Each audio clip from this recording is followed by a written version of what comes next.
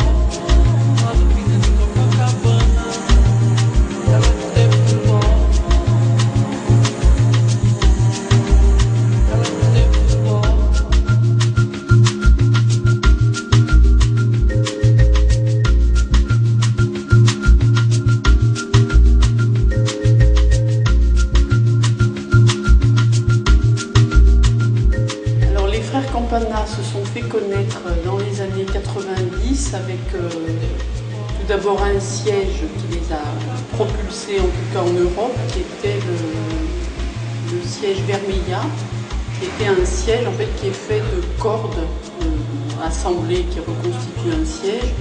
Et avec cette pièce qui a tout de suite été éditée par un éditeur italien qui s'appelle Edra, ils ont été connus en Europe. Mais avant, évidemment, ils sont originaires du Brésil, de Sao Paulo. Ils avaient déjà fait une exposition de leurs pièces avec des sièges en particulier qui avaient frappé par leur côté baroque et anticonformiste. En fait, quand Edra a rencontré les frères Campana, ils vont ensuite éditer pratiquement tout leur mobilier et vont éditer en particulier ce siège, qui est un siège Corallo. Ils vont éditer aussi le siège Sushi, qui évoque un sushi, ce qu'on mange. Et c'est des pièces oui, qui ont été éditées après. Le premier, c'était vraiment le Vermilla dont je vous ai parlé, donc avec cette imbrication de cordes.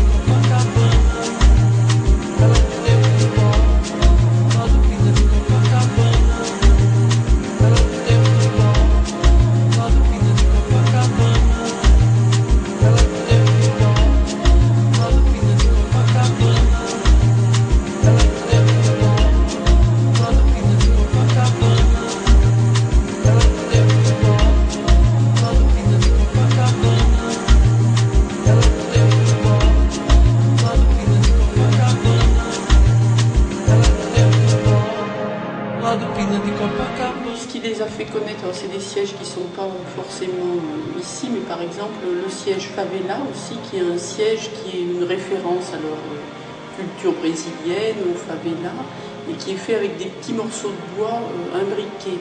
Alors c'est des sièges qui ont beaucoup marqué, d'abord par ce côté récupération qu'ils ont beaucoup mis en avant, par la référence à leur culture brésilienne, ce côté baroque aussi, qui était en rupture avec tout un courant contemporain qui est un courant par exemple présenté au même moment par Jasper Morrison, pour citer un des grands tenants de ce courant, d'un design beaucoup plus fonctionnel, beaucoup plus minimal. Donc je pense que par contraste, eux ont évidemment marqué les esprits parce que quand on compare ces pièces à des pièces de Constantin Crissi, de Jasper Morrison, des frères Bourroulet, on est dans un autre univers, dans une autre esthétique.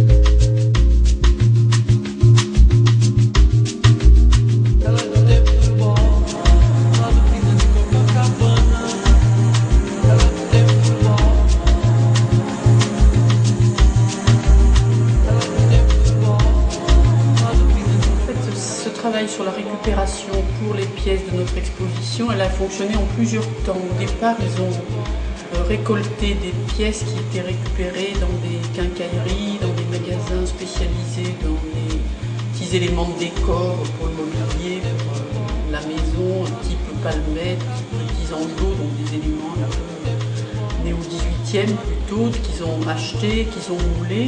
Et puis petit à petit, en fait, ils sont sortis de cette récupération d'éléments un peu classiques pour aller vers des choses beaucoup plus usuelles, type peigne, type rasoir jetable, type tube de dentifrice, et qui a été une autre collecte, si on peut dire. Et puis au Muséum d'Histoire Naturelle, ils ont acheté des crocodiles en plastique, qui sont des jouets au départ, et qu'ils ont fondus. Mais ça, c'est un peu la magie de la technique du bronze, c'est-à-dire on prend des éléments, on les fond, on fait des moules, on les fond, et du coup on peut utiliser une gamme très très vaste. Et effectivement, le crocodile, alors, qui est venu après dans le mobilier, faisait aussi un écho au crocodile qu'ils avaient utilisé déjà avec Lacoste. Leur idée, enfin ça, nous en avons beaucoup parlé, c'était de rendre un hommage à Rome, qui est une ville baroque et qui est aussi une ville de mélange. Alors je pense que le mélange est souvent très surprenant parce que par exemple il y a des pièces, alors le canapé qui est un mélange en fourrure, en agneau de Mongolie et en bronze est très étonnant parce que la forme elle-même très enveloppante qui pour nous rappelle un peu le travail de Jean Royer qu'on présente au musée, avec ces crocodiles qui sont incrustés dans la fourrure. Je pense que c'est des pièces très étonnantes. Mélanger aussi le bambou et le bronze pour des cabinets, c'est aussi ce meuble de rangement, c'est classique dans sa typologie, c'est aussi une chose pas courante du tout, mais tout à fait nouvelle. Donc je pense que cette idée à nouveau du mélange, du collage, c'est un des éléments forts effectivement de cette nouvelle collection.